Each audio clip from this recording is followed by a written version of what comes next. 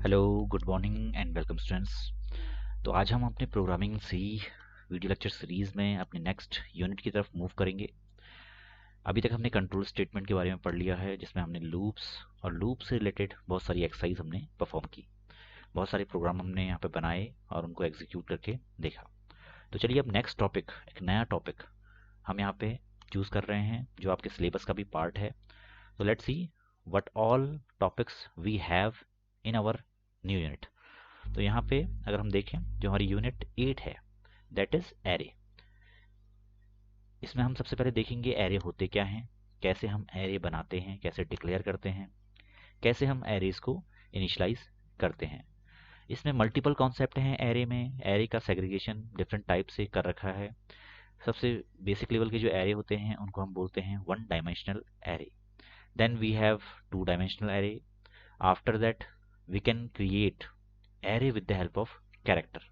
जैसे आपके पास कैरेक्टर वैल्यूज होती हैं A B up to Z, तो इनको भी एज ए इनपुट लेते हुए हम यहाँ पे कैरेक्टर एरे बना सकते हैं। कैसे हम यहाँ पे एरेज के एलिमेंट को एक्सेस करेंगे ये हम देखेंगे, और with the help of array कैसे हम प्रोग्राम बनाते हैं, ये सारी चीज़ें यहाँ पे हम देखेंगे। तो चलिए आज के लेक्चर को शुरू करते हैं और देखते हैं एरेज के बारे में।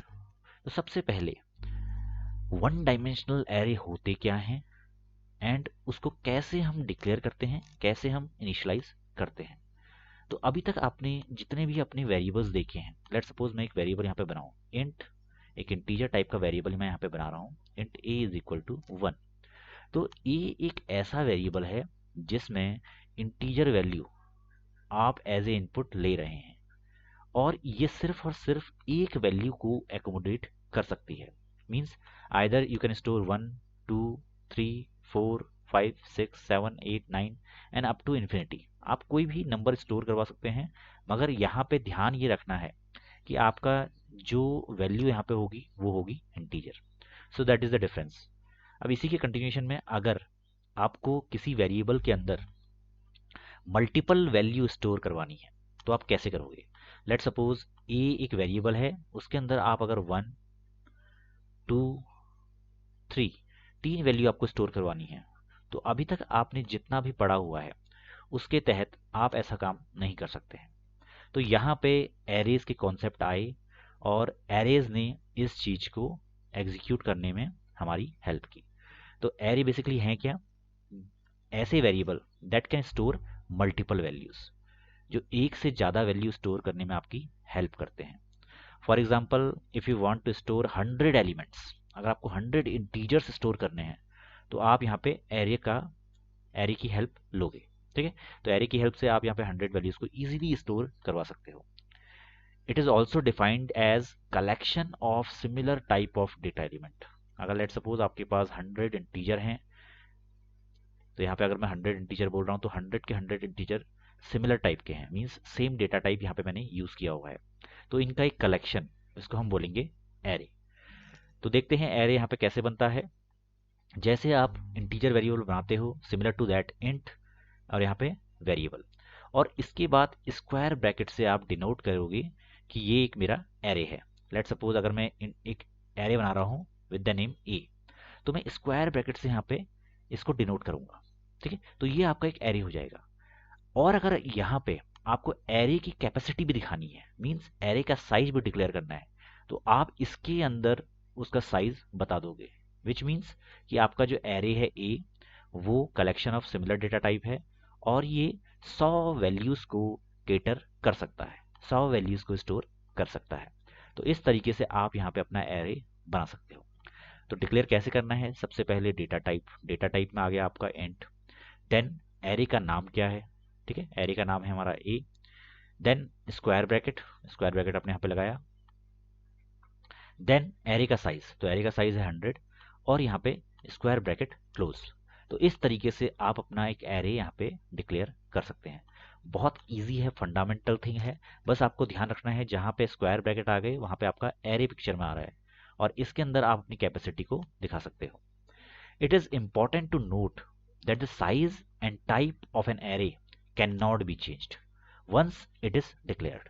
एक बार आपने अगर यहाँ पे ए नाम का एरे बनाया और उसका टाइप आपने इंट रख दिया, तो इसका मतलब ए जो आपका एरे है उसका टाइप कभी चेंज नहीं हो सकता है। मींस फर्दर प्रोग्राम में आप एरे का टाइप चेंज नहीं कर सकते हैं।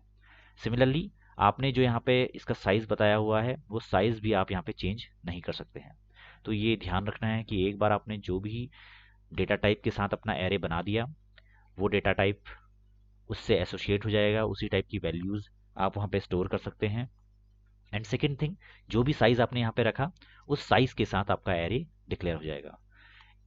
प्रोग्राम में इस लाइन के बाद आप एरे के डेटा टाइप और साइज पे कोई भी परिवर्तन नहीं कर सकते हैं। तो आई थिंक आपको यहाँ पे एरे का डिक्लेरेशन, कैसे हम एरे को डिक्लेयर करते हैं, ये समझ में आया होगा। बहुत सिंपल सी चीज़ है, कैसे एरे बनाते हैं, कैसे एक एरे दिखता है, कैसा दिखता है, कैसे हम यहाँ पे विद स्पेसिफिक कलेक्शन हम यहाँ पे स्पेसिफिक साइज के साथ एरे को बना सकते हैं। अब वन डायमेंशन का मतलब क्या है, जहाँ पे सिर्फ और सिर्फ एक रो की फॉर्म में आपका एरे स्टोर हो रहा है। आपने देखा होगा, इससे पहले आपने मैथ्स में पढ़ा होगा, one dimensional, two dimensional, three dimensional. तो अगर मैथ्स की बात करें, अगर एक आपके पास सिंपल लाइन है तो ये क्या है, वन डायमेंशनल। अगर आपके पास एक एक्स वाई एक्सेस है तो ये है टू डायमेंशनल। और अगर इसके अलावा अगर आपके पास एक थर्ड डायमेंशन भी है, लेट सपोज जेड एक्सेस है, तो वो हो जाएगी थ्री डायमेंशनल। तो इसी प्रकार से अगर हम एरे की बात करें, एरे में लेट सपोज अगर आपके पास एक सिंगल एरे है, मींस आपके पास एक एरे है जिसमें कुछ वैल्यू यहाँ पे स्टोर है 1 2 3 4 5, तो एक लाइन की फॉर्म में है, इसको हम बोलेंगे वन डायमेंशनल एरे। तो चलिए देखते हैं फर्दर लेक्चर्स में कि कैसे वन डायमेंशनल एरे को हम बनाएंगे, क्रिएट करेंगे और कैसे उसको एग्जीक्यूट करवाएंगे। टू डायमेंशनल एरे अभी आपके लेक्चर में है तो उसको हम बाद में डिस्कस करेंगे, बिकॉज पहले आपको वन डायमेंशनल एरे समझना बहुत ज़रूरी है। अगर आप वन डायमेंशनल एरे समझ गए तो आप बाकी चीज़ें बहुत इजीली समझ सकते हैं। तो चलिए आगे बढ़ते हैं अपने लेक्चर में। अब इसके बाद आता है कैसे हम एरे को इनिशियलाइज करते हैं। हमने एरे को डिक्लेयर करना सीखा। अब नेक्स्ट क्वेश्चन है कैसे हम एरे को इनिशियलाइज करते हैं। तो यहाँ पे मल्टीपल तरीके हैं एरे को इनिशियलाइज करने के। तो सबसे पहला तरीका है, जब भी आप एरे को डिक्लेयर कर रहे हैं, आपने यहाँ पे एरे डिक्लेयर किया, उसी के बाद इक्वल टू और करली ब्रेसेस के साथ आप अपनी वैल्यूज यहाँ पे दे दीजिए। लेट सपोज 5 साइज के साथ आपने एरे बनाया है, तो आप यहाँ पे 5 वैल्यू या 5 से कम वैल्यू दे सकते हैं। इट्स अप टू यू, आप कितनी वैल्यू देना चाहते हैं। 50, तो मैंने पांचों की पांचों वैल्यू यहाँ पे दे दी है। तो आपको क्या करना है, वेरिएबल जो एरे का है उसके बाद equal to sign, then curly braces के बाद सारी वैल्यूज विद कॉमा सेपरेटेड। तो जैसे यहाँ लेफ्ट साइड में आपको दिखाया गया है, आपका एक इंटीजर एरे है मार्क, इसको हम मार्क्स भी बोल सकते हैं क्योंकि मल्टीपल वैल्यूज हैं। उसके बाद हमने इसका साइज डिक्लेयर किया है 5, मींस इस मार्क्स वेरिएबल में 5 इंटीजर आ सकते हैं, इस मार्क्स एरे में 5 इंटीजर आ सकते हैं। और उसके बाद equal to sign, then curly braces और 5 वैल्यूज आपके पास यहाँ पे हैं। तो आपने क्या किया, अपने वेरिएबल को इनिशियलाइज कर लिया विद सम वैल्यूज। दूसरा तरीका ये हो सकता है कि अगर हम एरे का साइज डिफाइन ना करें तो इनिशियलाइजेशन के टाइम पे हम यहाँ पे साइज डिफाइन कर सकते हैं। जितनी भी वैल्यूज के साथ हम अपना एरे बनाएंगे उतनी उतनी उसके साइज डिसाइड हो जाएगा। लेट सपोज अगर हम यहाँ पे 5 ना करके 7 वैल्यूज देते तो एरे का साइज हो जाता 7। तो ये तब हैंडी रहता है जब आपको पता नहीं होता है कि आपका एरे का साइज क्या रहेगा, तो और इनिशियलाइजेशन के टाइम पे आप एरे का साइज डिसाइड करते हैं। So here we haven't specified the size. However, the compiler knows its size is 5 as we are initializing it with 5 element. इस केस की बात यहाँ पे हो रही है। आई थिंक आपको समझ में आया होगा कैसे हम एरे डिक्लेयर करते हैं और कैसे हम इसको इनिशियलाइज करते हैं। तो यहाँ पे जितना आप इसके रिगार्डिंग एक्सरसाइज करेंगे, जितना इसके रिगार्डिंग आप यहाँ पे प्रोग्राम बनाएंगे, आपको चीज़ें और ज़्यादा क्लियर होती रहेंगी। यहाँ पे अगर आप कोई भी एरे कितने भी साइज का बनाना चाहते हैं आप बना सकते हैं। कोई सी में कोई बाउंडेशन नहीं होती है, मगर अकॉर्डिंग टू योर मेमोरी आपके साइज स्टोरेज मैटर करता है। ठीक है, अगर आपकी मेमोरी कम है, लेट सपोज, वैसे जनरली ये बहुत ट्रिवियल चीज़ें हैं, बहुत छोटी चीज़ें हैं, तो यहाँ पे साइज आप कितना भी दे सकते हैं, कोई ऐसा इशू नहीं है। ठीक है, तो नेक्स्ट चलते हैं अपने लेक्चर में, नेक्स्ट मूव करते हैं। अब यहाँ पे अगर आपके एरे को आपने इनिशियलाइज किया तो एरे आपका किस तरीके से दिखेगा, मेमोरी में आपका एरे किस तरीके से यहाँ पे दिखेगा। हमेशा ध्यान रखना है कि जब भी लेट सपोज आपने मार्क्स एक एरे बनाया है, आपने एक मार्क्स नाम का एरे बनाया है और आपने इसमें विद 5 वैल्यू आपने इसको बना लिया है, तो जो पहला इंडेक्स होगा, इंडेक्स मतलब लेट सपोज आप देखते हैं, आपके पास बहुत सारी बुक्स होंगी जिसको आप पढ़ते हैं, तो सबसे पहले इंडेक्स होता है। इंडेक्स में हमारा टॉपिक लिखा होता है और टॉपिक के आगे पेज नंबर लिखा होता है। तो इससे ये आइडेंटिफाई होता है कि ये टॉपिक हमारा इस पेज नंबर से स्टार्ट है। तो ऐसे ही किस इंडेक्स पे कौन सा एलिमेंट है, अगर लेट सपोज आपको एरे के किसी स्पेसिफिक एलिमेंट को एक्सेस करना है तो आप कैसे करेंगे, with the help of index आप उसे एक्सेस करेंगे। और इंडेक्स आपका हमेशा स्टार्ट होता है फ्रॉम 0। तो अगर आपके 5 एलिमेंट हैं तो आपका जो पहला एलिमेंट होगा वो इंडेक्स 0 पे होगा, सेकेंड एलिमेंट 1 पे, थर्ड 2 पे, फोर्थ 3 पे and last one is at 4। तो यहाँ पे आपके हमेशा n-1 तक आपका एरे जाएगा and it will start from 0। तो आपका जो हमेशा इंडेक्स होगा वो 0 से स्टार्ट होगा और मेमोरी में वाया इंडेक्स हम अपने एलिमेंट्स को एक्सेस कर सकते हैं। तो यहाँ पे marks 0, marks 1, marks 2, marks 3, marks 4 और उसके एलिमेंट यहाँ पे हमें ऐसे दिख रहे हैं। और यहाँ पे उसका कुछ एड्रेस भी होगा जो मेमोरी स्पेसिफिक होगा। लेट सपोज मैं इसको बोल दूँ 1 2 3, 1 2 4, 1 2 5, 1 2 6 एंड 1 2 7। तो इस तरीके से आपका पूरा एरे दिखेगा। इसको अगर हम एज ए होल लें तो इसका नाम हम बोलेंगे मार्क, इसका नाम हम बोलेंगे मार्क। ठीक है, आई थिंक आपको समझ में आ रहा होगा। अब यहाँ पे हमने क्या लिखा हुआ है, array will have 0 as the first index not 1। हमेशा एरे की शुरुआत 0 से होगी, मींस उसके इंडेक्स की शुरुआत 0 से होगी। सो इन दिस एग्जांपल अगर हम मार्क्स 0 प्रिंट करें तो आपका वैल्यू जो प्रिंट होगी वो होगी 90। If the size of an array is n, अगर आपके एरे का साइज है 5, n की वैल्यू अगर मैं 5 ले रहा हूँ, so to access the last element we will take n-1। हम हमेशा मार्क 0 को मार्क 4 को यहाँ पे यूज करेंगे। ठीक है, इस केस में तो हमेशा ध्यान रखना है जो आपके एरे के इंडेक्स है it will start from 0 and it will goes up to n-1। ये आपको ध्यान में रखना है। देखते हैं इसका यूज हम कहाँ पे करेंगे, कैसे करेंगे। In examples in programs we will use these indexes, right. चलिए नेक्स्ट चलते हैं, आगे बढ़ते हैं।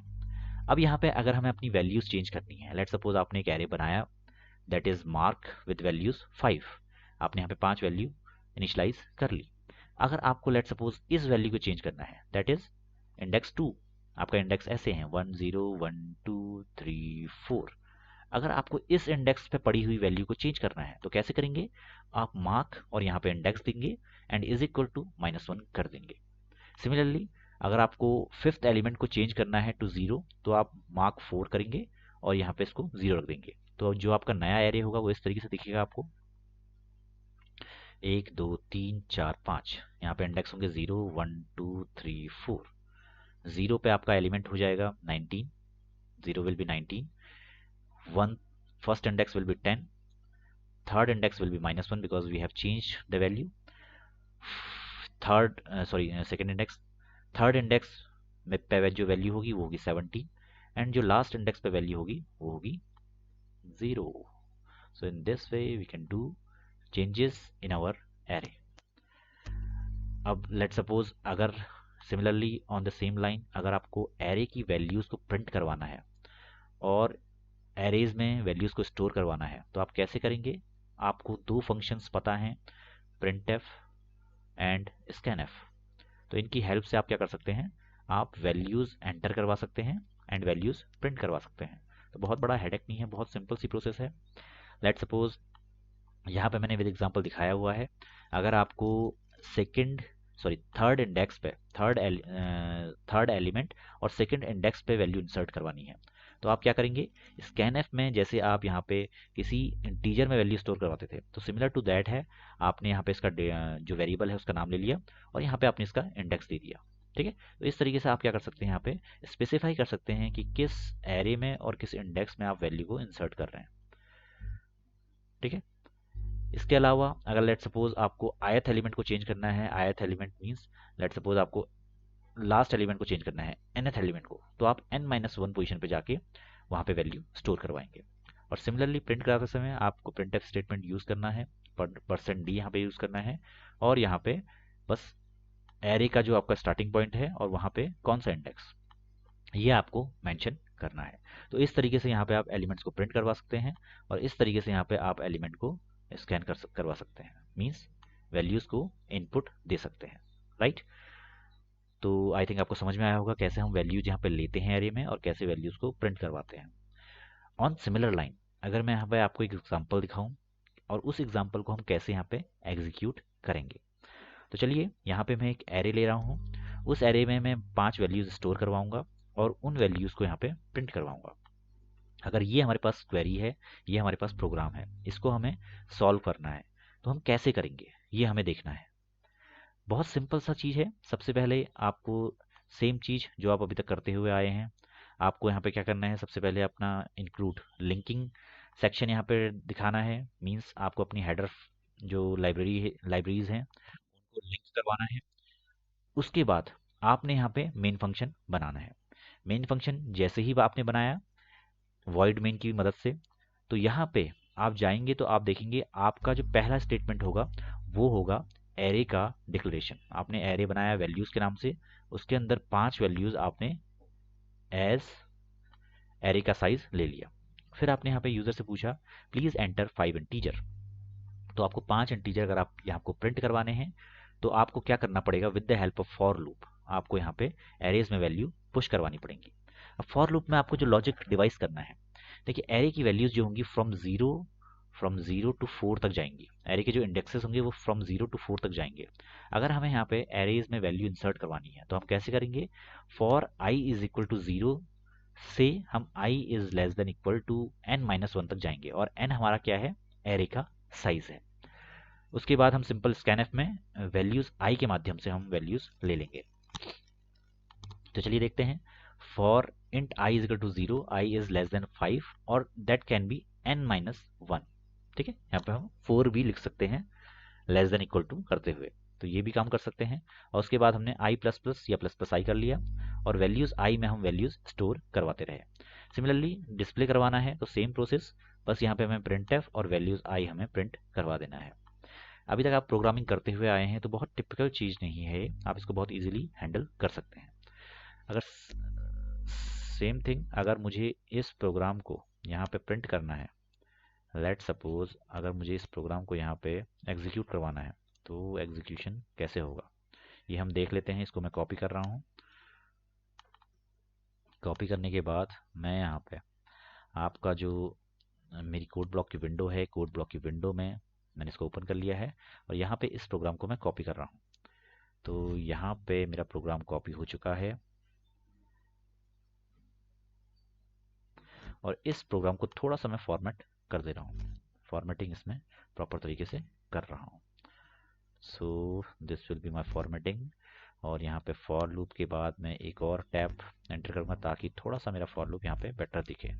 सिमिलरली फॉर लूप के बाद और इसको मैं स्टोर कर देता हूँ एरे एलिमेंट्स के नाम से। ठीक है, तो यहाँ पे आपका प्रोग्राम पूरी तरह से बन चुका है।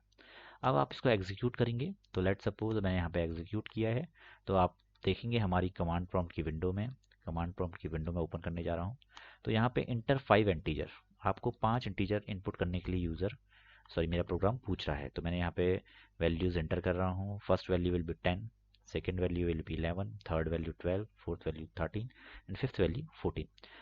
पांचवी वैल्यू के बाद मेरा यहाँ पे एग्जीक्यूशन खत्म हो जाएगा और यही वैल्यूज मैं यहाँ इनको with the help of print statement, print F statement मैं प्रिंट कर रहा हूँ।